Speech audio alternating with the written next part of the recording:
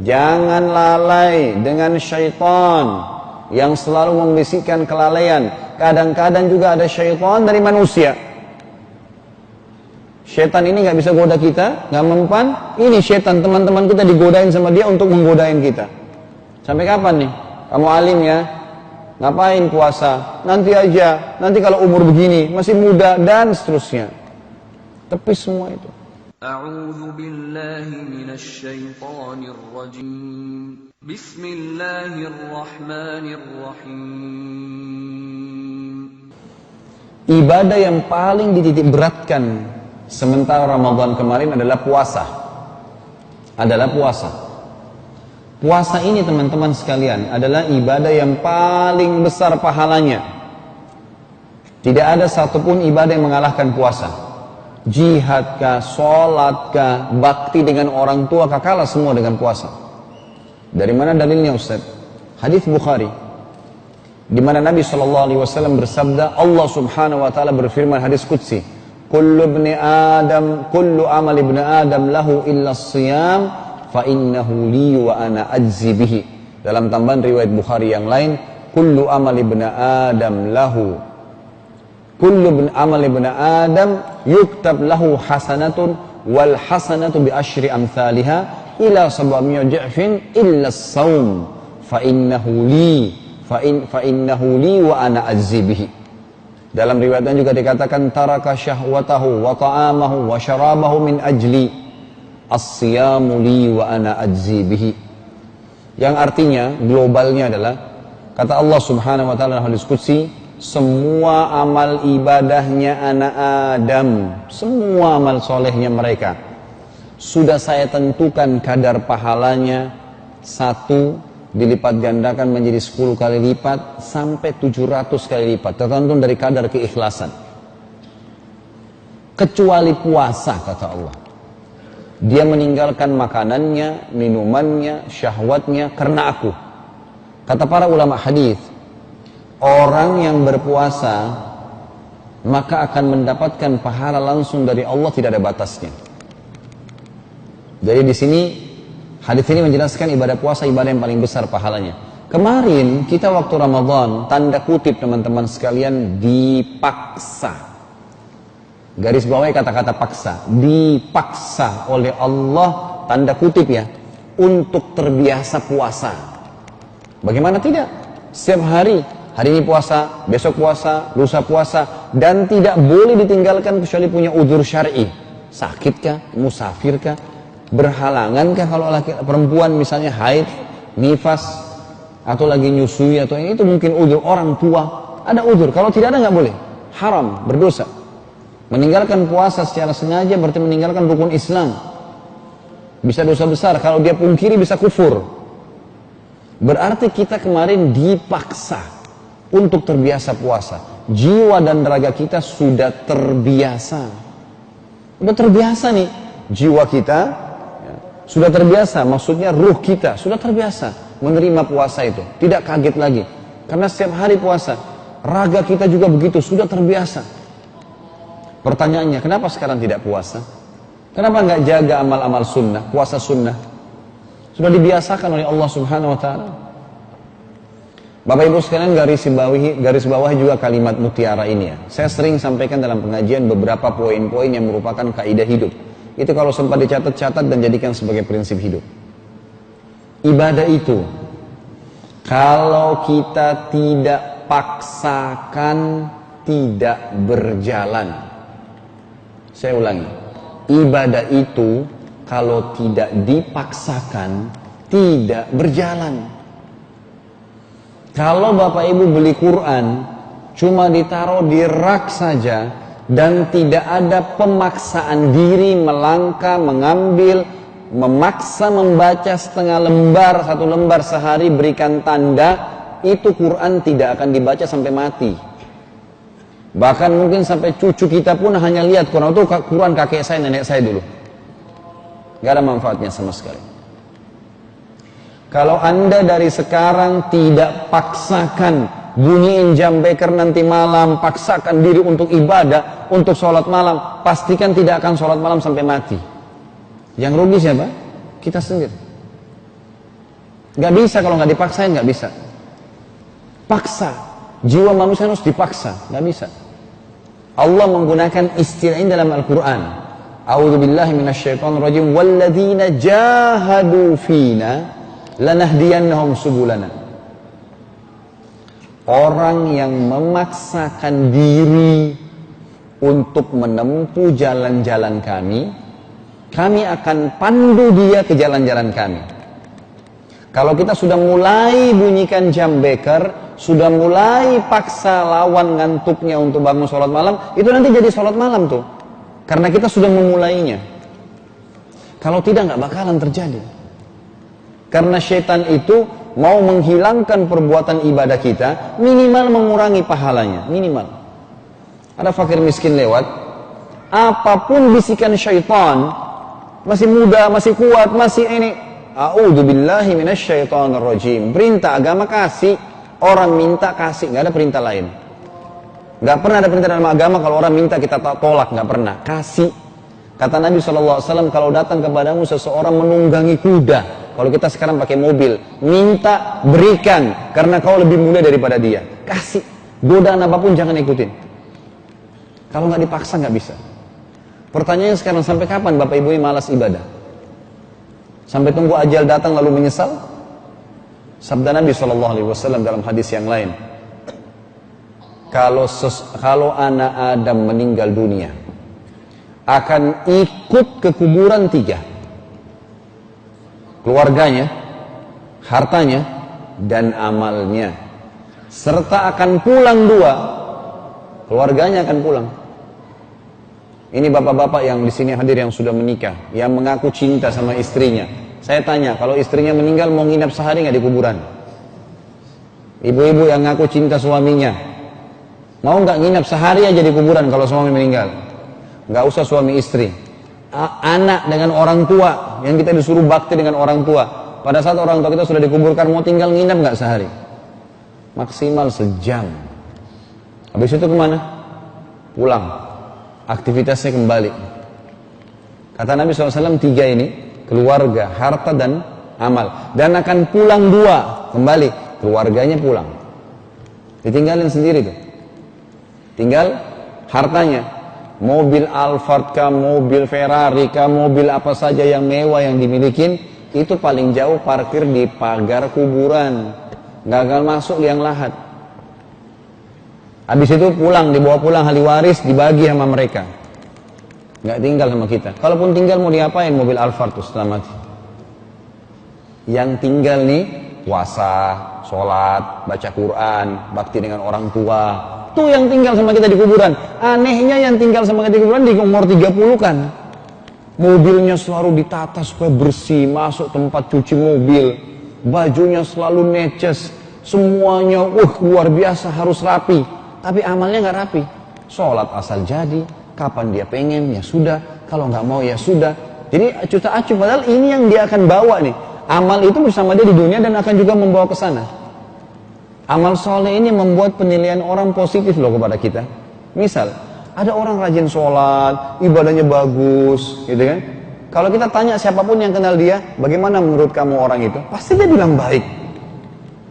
Asal dia rajin ibadah, tutup aurat, dia sholat, kalau tutur katanya santun, ikuti agama, ikuti sunnah Nabi saja. Pasti orang bilang ini orang ini baik. Saya subhanallah punya teman dekat di Madinah, namanya beliau Dr. Hussein, semoga Allah jaga, sahabat dekat saya. Dan kami memang sudah sepakat untuk saling mencintai karena Allah subhanahu wa ta'ala, ingin menjalankan sunnah Nabi. Kalau saya lagi ke Madinah sering ketemu sama beliau. Kadang-kadang kalau dari Indonesia saya telepon ke sana, lagi ngobrol, tanya apa kabar segala. Seringkali saya menggunakan metode sama teman saya, sahabat dekat saya ini, ayo kita saling menasehatin nih. Jadi jangan ngobrol kosong gitu. Kadang-kadang dia nasihatin saya dengar, kadang-kadang saya nasihatin. Satu waktu saya pernah bilang, ya akhi kita saling nasihatin. Dia bilang, Khalid ente mulai nasihatin saya. Baiklah. Saya tak tahu subhanallah pada saat itu terlintas saja di lisan saya. Saya juga tidak programin, saya bilang, akhi, saudaraku, siapa ulama di Saudi, karena dia tinggal di Madinah, yang paling antum hormatin, yang paling antum kagumkan? Artinya orangnya ahli ibadah dan bagus berilmu. Waktu itu dia sebut Syekh bin Bas. Seorang ulama besar rahimahullah sudah meninggal. Matanya beliau buta dan beliau mufti di Saudi waktu itu. Sudah meninggal berapa tahun yang lalu. Dia bilang, Syekh bin Baz. Saya bilang, baik. Sekarang Syekh bin Baz sudah mati bukan? Dia bilang, iya. Kira-kira menurut kamu sekarang Syekh bin Baz di surga atau di neraka? Menurut kamu saja. Dia bilang di surga. Kenapa ente bilang begitu? Karena selama dia hidup, dia pasti ahli ibadah. Dia semua hadir pengajian majelis ilmu, sholatnya selalu di masjid, dia didik dirinya dan keluarganya dengan agama, pokoknya ibadah. Itu yang membuat dia pasti masuk surga, karena itu sudah janji Allah. Jawabannya benar. Saya bilang sama dia, jawaban kamu benar. Tetapi itu Syekh bin Baz. Jadikan diri kamu seperti Syekh bin Baz kalau sudah mati. Paham maksudnya ya? Jadi saya bilang sama dia, kalau seandainya buat sekarang, mumpung kamu hidup, kalau kamu sudah mati, orang mengenang kebaikan kamu. Buat itu yang kamu lakukan. Alhamdulillah itu tidak sempat tersentuh, saya pun juga mengambil pelajaran dari situ. Pernah Hasan Basri rahimahullah, seorang ulama tabi'in ngantar jenazah teman-teman sekalian. Di kota Basrah, waktu lagi ngantar jenazah ada anak muda di sebelah Hasan Basri. Hasan Basri sempat tanya kepada anak muda itu, saya mau tanya anak muda, kalau jenazah yang sedang diantar ini tiba-tiba hidup sekarang, apa yang dia lakukan? Kata anak muda itu, pasti dia akan sholat, dia akan sedekah, dia akan bakti sama orang tua, disebutin beragam macam ibadah. Kata Hasan Basri bilang, kenapa kau jawab seperti itu? Dia bilang, karena dia sudah tahu pentingnya amal soleh, sudah mati, pasti dia tahu nilainya tuh. Kata Hasan Basri, dia sudah terluputkan darinya, kamu yang masih punya kesempatan. Ini cepat nih. Jangan tunggu nanti mati, nggak bisa. Jangan lalai dengan syaitan yang selalu membisikkan kelalaian. Kadang-kadang juga ada syaitan dari manusia. Syaitan ini nggak bisa goda kita, nggak mempan. Ini syaitan teman-teman kita digodain sama dia untuk menggodain kita. Sampai kapan nih? Kamu alim ya? Ngapain puasa? Nanti aja, nanti kalau umur begini, masih muda, dan seterusnya. Tepis semua itu. Nggak ada manfaatnya. Makin muda, makin alim, makin bagus. Pasti begitu, otomatis. Karena ajal nggak kenal muda atau tua. Kalau kita bisa patok, kita mati 80 tahun, nggak masalah. Masalahnya kita tidak pernah tahu kapan mati. Kan gitu. Jadi kemarin Ramadan dibiasakan oleh Allah Subhanahu wa taala untuk mengerjakan ibadah yang mulia ini, biasa puasa. Dan Bapak Ibu sekalian, tidak ada orang meninggal karena puasa kecuali ajalnya datang. Dan selalu tepis begini godaan syaitan, sederhana kok, tepis aja. Kalau digoda nanti panas, nanti begini. Jawab sederhana, a'udzubillahi minasyaitonirrajim. Kemudian bilang aja dalam diri kita sendiri, maghrib gak kemana-mana kok. Datang gak maghribnya? Datang kok. Hanya jam itu saja dilarang kita makan dan minum. Setelah itu makan sepuasnya. Malah rasa lapar, rasa haus, itu nikmatnya Allah yang pertemuan lalu saya jelaskan. Itu adalah tangga untuk merasakan nikmat Allah yang besar. Tidak lapar, maka tidak enak makan. Tidak haus, tidak enak minum. Kita kemarin kalau puasa lagi haus, begitu dapat air es, buka puasa nikmatnya luar biasa. Itu susah, nyari rasa itu susah, gitu kan? Itu Allah kasih tuh. Kenapa nggak puasa? Orang yang puasa jauh lebih sehat. Dia bisa lebih padat buat program. Kalau nggak puasa, makan pagi di mana nih? Makan siang di mana nih? Makan malam di mana? Jadwal makan aja sibuk. Berjam-jam habis untuk makanan. Apain? Makin banyak makan, makin banyak ke kamar mandi. Makin mudah kena penyakit ambeien. Coba kontrol puasa itu baik.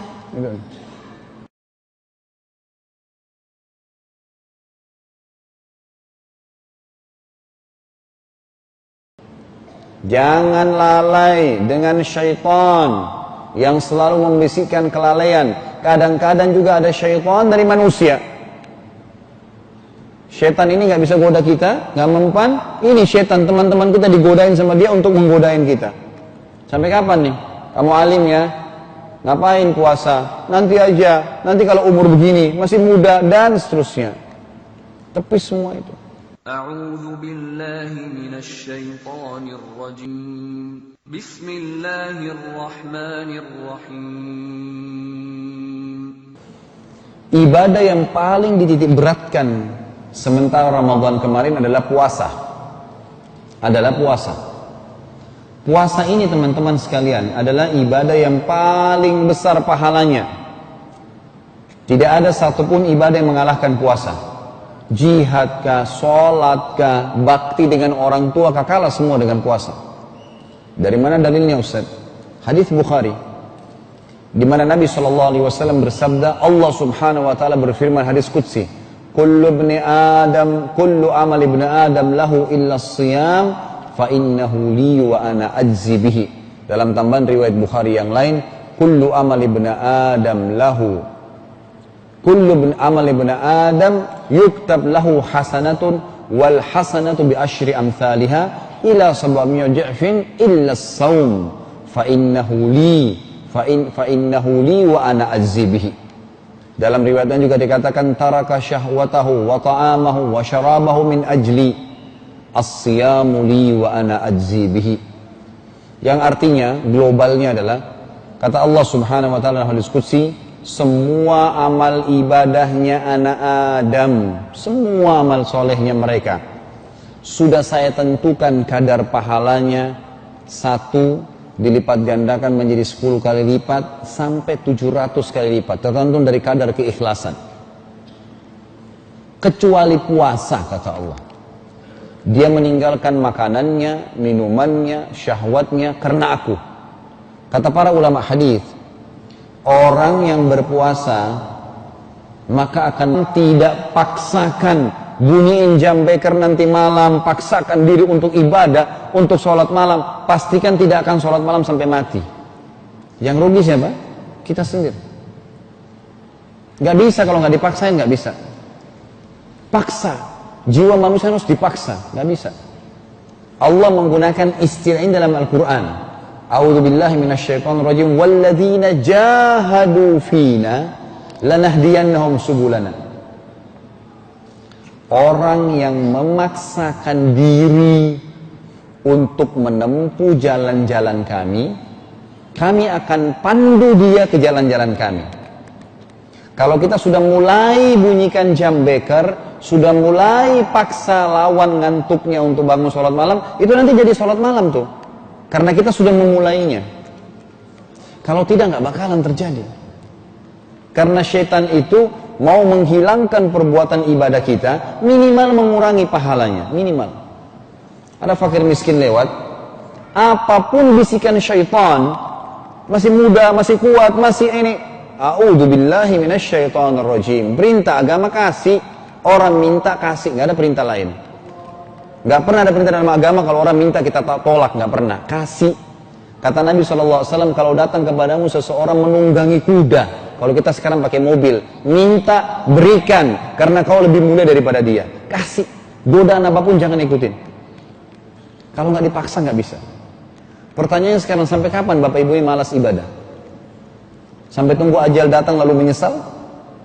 Sabda Nabi SAW dalam hadis yang lain, kalau anak Adam meninggal dunia, akan ikut ke kuburan 3. Keluarganya, hartanya, dan amalnya. Serta akan pulang 2. Keluarganya akan pulang. Ini bapak-bapak yang di sini hadir yang sudah menikah, yang mengaku cinta sama istrinya. Saya tanya, kalau istrinya meninggal mau nginap sehari nggak di kuburan? Ibu-ibu yang ngaku cinta suaminya, mau nggak nginap sehari aja di kuburan kalau suami meninggal? Nggak usah suami istri, mendapatkan pahala langsung dari Allah, tidak ada batasnya. Jadi di sini hadis ini menjelaskan ibadah puasa ibadah yang paling besar pahalanya. Kemarin kita waktu Ramadan, tanda kutip teman-teman sekalian, dipaksa. Garis bawahi kata-kata paksa, dipaksa oleh Allah, tanda kutip ya, untuk terbiasa puasa. Bagaimana tidak? Setiap hari ini puasa, besok puasa, lusa puasa, dan tidak boleh ditinggalkan kecuali punya udzur syar'i. Sakitkah, musafirkah, berhalangankah, kalau laki perempuan misalnya haid, nifas, atau lagi nyusui, atau ini, itu mungkin udzur. Orang tua ada udzur, kalau tidak ada nggak boleh, haram, berdosa. Meninggalkan puasa secara sengaja berarti meninggalkan rukun Islam. Bisa dosa besar, kalau dia pungkiri bisa kufur.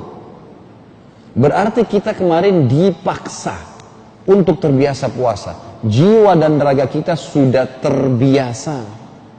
Sudah terbiasa nih, jiwa kita ya, sudah terbiasa, maksudnya ruh kita sudah terbiasa menerima puasa itu. Tidak kaget lagi, karena setiap hari puasa. Raga kita juga begitu, sudah terbiasa. Pertanyaannya, kenapa sekarang tidak puasa? Kenapa nggak jaga amal-amal sunnah, puasa sunnah? Sudah dibiasakan oleh Allah Subhanahu wa Ta'ala. Bapak Ibu sekalian, garis bawahi juga kalimat mutiara ini ya. Saya sering sampaikan dalam pengajian beberapa poin-poin yang merupakan kaidah hidup. Itu kalau sempat dicatat-catat dan jadikan sebagai prinsip hidup. Ibadah itu, kalau kita tidak paksakan, tidak berjalan. Saya ulangi, ibadah itu kalau tidak dipaksakan, tidak berjalan. Kalau Bapak Ibu beli Quran, cuma ditaruh di rak saja, dan tidak ada pemaksaan diri melangkah, mengambil, memaksa membaca setengah lembar, 1 lembar sehari, berikan tanda, itu Quran tidak akan dibaca sampai mati. Bahkan mungkin sampai cucu kita pun hanya lihat Quran itu Quran kakek saya, nenek saya dulu. Gak ada manfaatnya sama sekali. Kalau Anda dari sekarang anak dengan orang tua, yang kita disuruh bakti dengan orang tua, pada saat orang tua kita sudah dikuburkan, mau tinggal nginap nggak sehari? Maksimal sejam. Habis itu kemana? Pulang. Aktivitasnya kembali. Kata Nabi SAW, 3 ini, keluarga, harta, dan amal. Dan akan pulang 2, kembali. Keluarganya pulang. Ditinggalin sendiri tuh. Tinggal hartanya. Mobil Alphard kah, mobil Ferrari kah, mobil apa saja yang mewah yang dimilikin, itu paling jauh parkir di pagar kuburan. Gagal masuk liang lahat. Habis itu pulang, dibawa pulang ahli waris, dibagi sama mereka.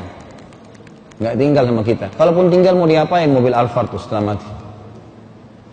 Yang tinggal nih, puasa, sholat, baca Quran, bakti dengan orang tua. Itu yang tinggal sama kita di kuburan. Anehnya yang tinggal sama kita di kuburan di umur 30 kan. Mobilnya selalu ditata supaya bersih, masuk tempat cuci mobil. Bajunya selalu neces. Semuanya luar biasa, harus rapi. Tapi amalnya nggak rapi. Sholat asal jadi, kapan dia pengen ya sudah, kalau nggak mau ya sudah. Jadi acuh tak acuh, padahal ini yang dia akan bawa nih. Amal itu bersama dia di dunia dan akan juga membawa ke sana. Amal soleh ini membuat penilaian orang positif loh kepada kita. Misal, ada orang rajin sholat, ibadahnya bagus, gitu kan? Kalau kita tanya siapapun yang kenal dia, bagaimana menurut kamu orang itu? Pasti dia bilang baik. Asal dia rajin ibadah, tutup aurat, dia sholat, kalau tutur katanya santun, ikuti agama, ikuti sunnah Nabi saja. Pasti orang bilang ini orang ini baik. Saya subhanallah punya teman dekat di Madinah.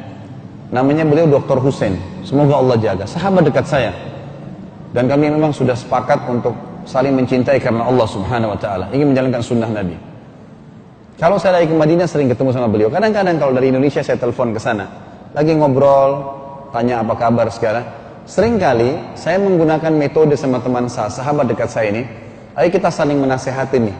Jadi jangan ngobrol kosong gitu. Kadang-kadang dia nasihatin saya dengar, kadang-kadang saya nasihatin. Satu waktu saya pernah bilang, ya akhi kita saling nasihatin.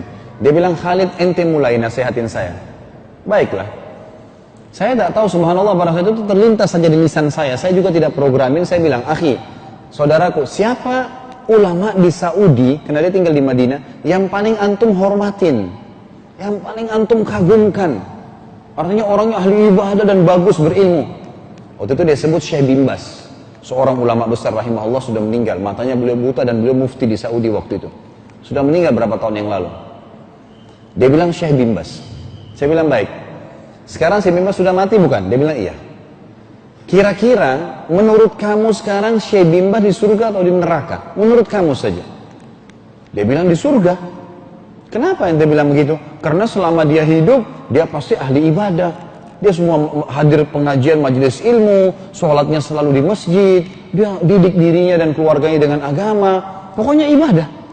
Itu yang membuat dia pasti masuk surga, karena itu sudah janji Allah. Jawabannya benar. Saya bilang sama dia, jawaban kamu benar. Tetapi itu Syekh bin Bas. Jadikan diri kamu seperti Syekh bin Bas kalau sudah mati. Paham maksudnya ya?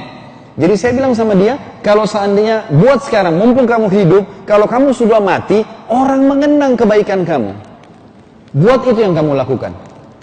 Alhamdulillah itu tidak sempat tersentuh. Saya pun juga mengambil pelajaran dari situ. Pernah Hasan Basri rahimahullah, seorang ulama tabi'in ngantar jenazah teman-teman sekalian di kota Basra. Waktu lagi ngantar jenazah, ada anak muda di sebelah Hasan Basri. Hasan Basri sempat tanya kepada anak muda itu, saya mau tanya anak muda, kalau jenazah yang sedang diantar ini tiba-tiba hidup sekarang, apa yang dia lakukan? Kata anak muda itu, pasti dia akan sholat, dia akan sedekah, dia akan bakti sama orang tua, disebutin beragam macam ibadah. Kata Hasan Basri bilang, kenapa kau jawab seperti itu? Dia bilang, karena dia sudah tahu pentingnya amal soleh, sudah mati, pasti dia tahu nilainya tuh. Kata Hasan Basri, dia sudah terluputkan darinya, kamu yang masih punya kesempatan, ini cepat nih. Jangan tunggu nanti mati, nggak bisa. Jangan lalai dengan syaitan.